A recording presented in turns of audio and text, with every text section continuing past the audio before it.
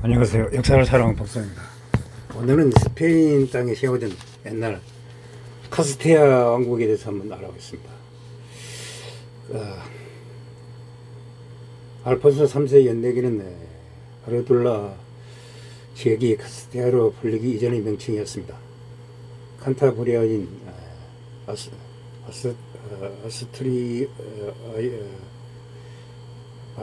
아스트리아스인 바스크들이 집단 이주하여 토착민들과 함께 거주하였다고 서술하고 있습니다. 한편 안달루스 무슬림 측 기록이 이 지역을 성공하고 있는 고원지대라고 서술하였습니다. 이베리아 반도의 기독교인들이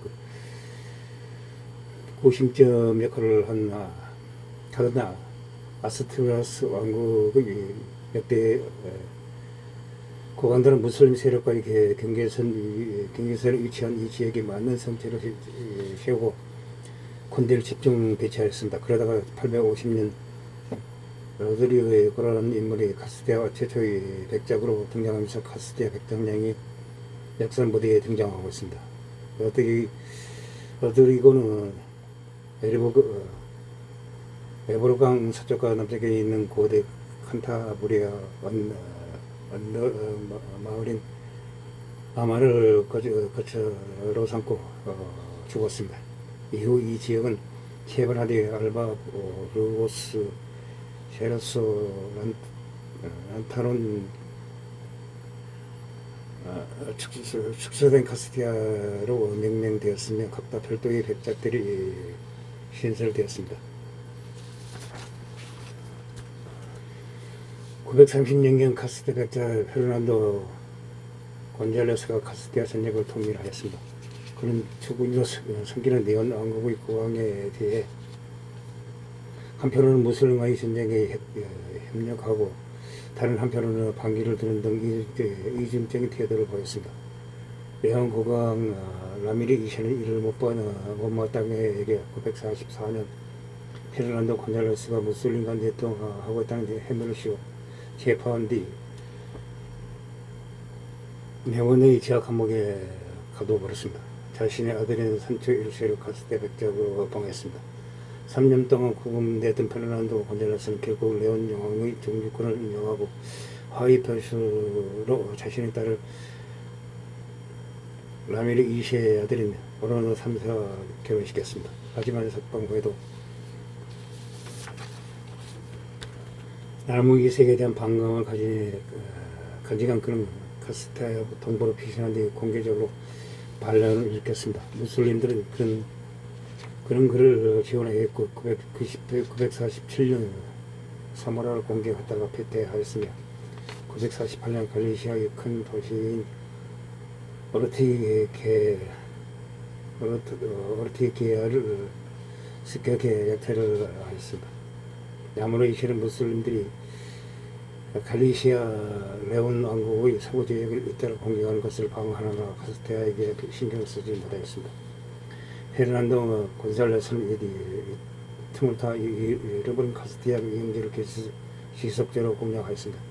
결국 라모리 이시는 페르난도 곤살레스와 화해하기로 하였습니다. 페르난도 곤살레스는 카스티아 백작으로 포기하였고 산초 1세는 레온 왕국으로 돌아갔습니다. 이후 팜플라 왕국과 레온 왕국을 상대로 충성 대상을 바꿔가면서 자치권을 확고히 다지고자 나눠가면서 무슬림과의 전쟁을 치렀습니다. 110년경 카스티아 백작 산초 가르시아는 딸 무니아도 나라를 팜플라 왕국의 가장 국왕 안초 3세에게 시집보내고 팜플라 왕국의 봉신을 자처하였습니다.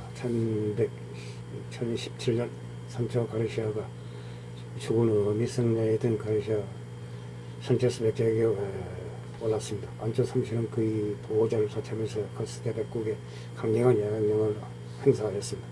1029년 가르시아 산체스는 레온 국왕 알폰소 5세의 딸인 산차와 약혼한 뒤 결혼식을 치르러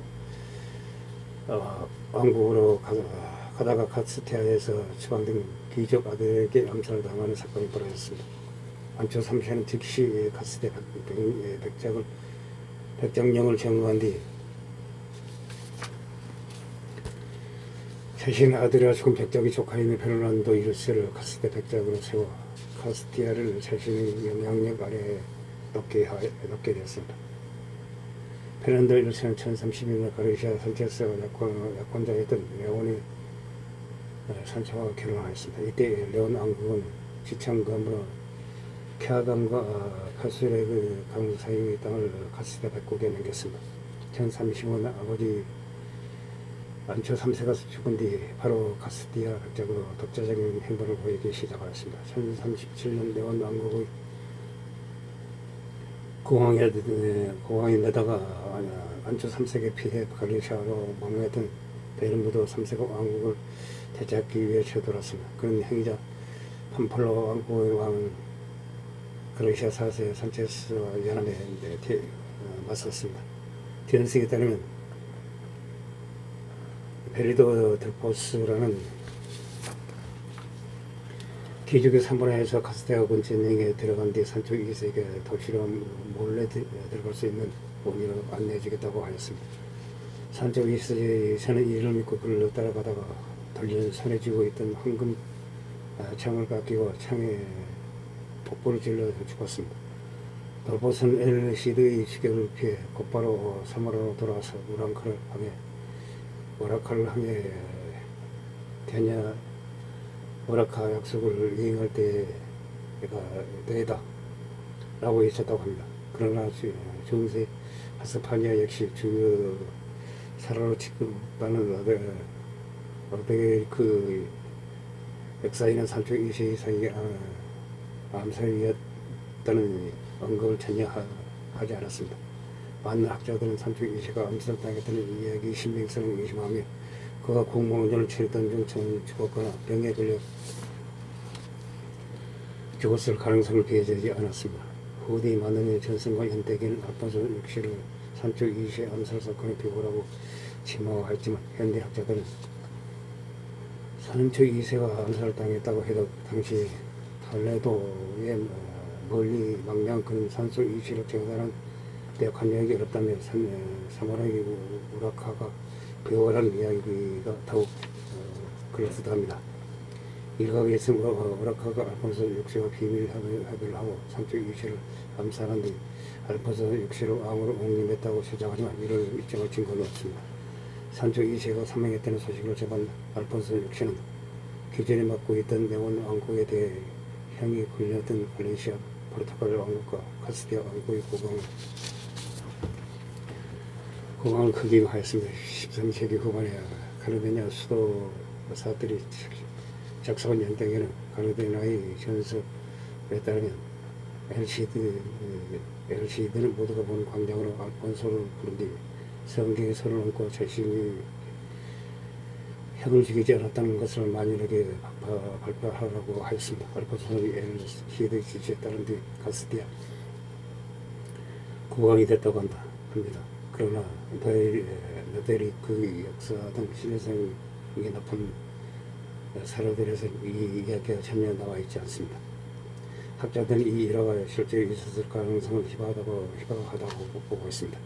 보르고스에서 투옥됐다가 산쪽 2세와 알폰소 6세에게 충성을 서약하기로 하고 물러난 세이비아 타이어를 무탐 미덕의 궁정으로 망명했던 가르시아 2세는 산쪽 2세와 알폰소 6세가 서로 전쟁을 하느라 자신에게 신경 쓰지 못하는 틈타 세비야 타이파의 호를 받으며 갈리시아로 돌아왔습니다. 그러나 1073년 2월 자신과 만나서 협상하자는 알폰소 6세의 지위를 쌓다가 알폰소 6세가 파악에는 금대 체포된 뒤 루고성에 투옥되어 17년간 옥고를 치르다가 1090년 3월 죽었습니다. 이러여 알폰소 6세는 레온, 카스티아, 갈라시아, 포르투갈의 유일한 권제가 되었습니다. 알폰소 6세는 아버지와 왕국을 통합한 뒤 망명기간 동안 자신을 보호했던 톨레도의 타이파 마문과 국권 동맹을 맺고 그와 함께 그라나다 토국을 공격에 타격을 입힌 뒤 지금이 타이파들 보호해준 대가로 상당량의 공분을 받았습니다. 또한 클리니 대소도원과의 우호 관계를 증진하기 위해 산 이스트로 대두나 선택하고 대 아스투달로 산 호안대 엘리메데스 대세라토 등 여러 수도원이 건립을 허가하였습니다. 연간 2,000 디나를 클리니 대수도원에 기증하였습니다. 여기에 대해 클리니 수도원장 이후의 친척인 콘스탄스와 결혼했으며 이후에 셰라를 정할 때마다 클리니 대수도원의 조언을 받았습니다. 1716년 6월 팜플로나 왕국의 궁 안초 사세가 나바라 마을 인거리 페넬란에서 사장하던 행제 니몬 갈시아치가 허용한 암살자가 내지는 단감이 찔려하고 아래로 굴러떨어져 죽었습니다. 라몬 가르시아치는 팜플로나 왕국의 셰프강이 대리하지만 귀족들이 형제를 살해한 그를 왕으로 받들기를 거부하였습니다. 살아가선 궁전으로 도주하였습니다. 알폰소 6세의 이때를 틈타 팜플로 왕국의 최대가 비스카이아, 기프, 스쿼르 등 여러 영토를 빼앗았습니다. 아라곤 국왕 산초 레미레스는 팜플로 귀족들의 요청을 받아들여 팜플로 국왕을 개임하였습니다. 1077년 알폰소 6세는 전 히스파니아의 황제를 자청하였습니다. 이무리 알폰소 6세의 동명자였던 알미르마모는 코르도바에서 독살을 당하였고 이 뒤에 톨레도 대파가 된 알카디르는 톨레도 시에 대한 통제를 제대로 하지 못하였습니다. 1719년 바다호수 타이파엔 알부타 와길 입은 아프타스가 몰래도 타이파국을 향해 공시를 개시해 톨레도 타이파국이 점령된 코르도바 남쪽 영토를 빼앗았습니다. 카디드로부터 구원 요청을 받은 알폰소 6세는 일단 엘리시드를 세비야로 보내 그들과 동맹을 맺고 바다우스 타이파국을 해공한 방안을 모색하였습니다. 엘리시드는 그라나다 타이파국이 세비야를 침공하자 다른 카스티아계 기사들과 함께 세비야와 손잡고 카브라 전투에서 그라나다군을 격파하였습니다. 이때 그라나다 군의 영웅으로 고용됐던 루이시아 오르도네스 백작과 다른 카스티아 귀족들 포로 잡혀 3일 동안 구금됐다가 풀려났습니다. 그 후 엘시드는 군대를 이끌고 그라나다를 공격 약탈을 사행한 뒤 돌아왔습니다. 엘시드가 허락 없이 타이파들 간의 전쟁에 뛰어들고 카스티아 귀족들을 포로로 잡았다는 소식을 전한 알폰소 6세는 덕분에 1080년 5월 엘시드를 지방하였습니다. 교황의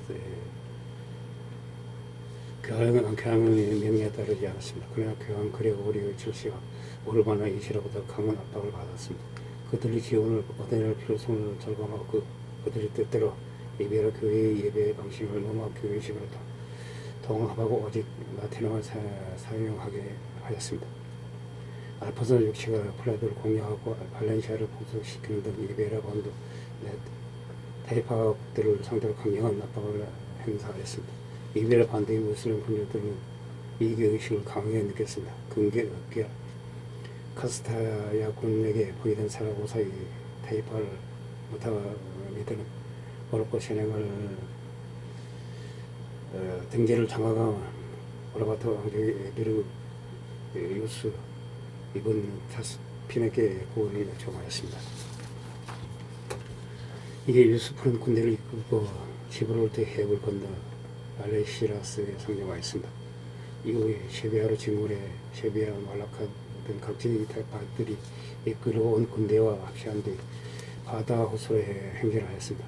알폰소 6세는 포카 불가에서 무슬림군이 몰려오고 있다는 소식을 접하자 사라고사 포위를 풀고 발렌시아에서 군대를 소집하는 한편 아라곤 국왕 선조 레미리스에게 제공을 요청하였습니다. 이후 바다옷으로 진군한 그는 1086년 10월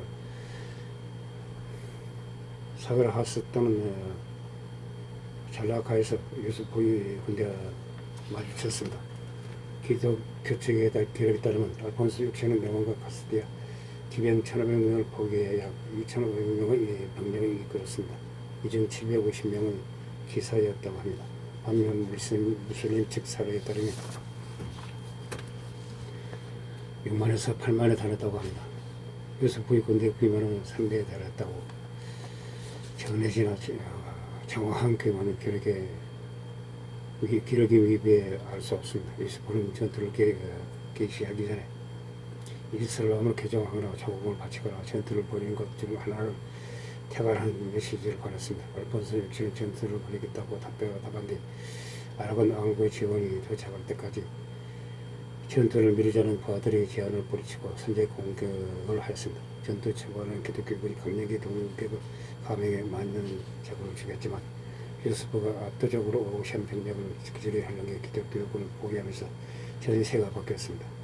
알폰소는 정강이뼈에 큰 상처를 입고 폐자했고 500명의 전사자만이 목숨을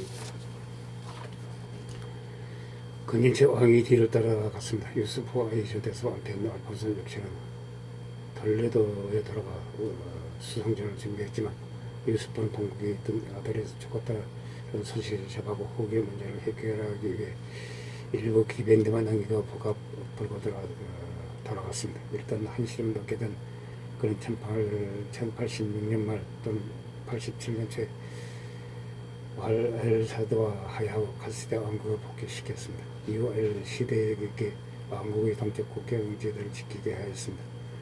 알바로 피네스에게 발렌시아와 톨레도 사이의 방위를 맡겼으며 페드로 안수레스에게 서쪽 국경 방위를 맡겼다고 합니다.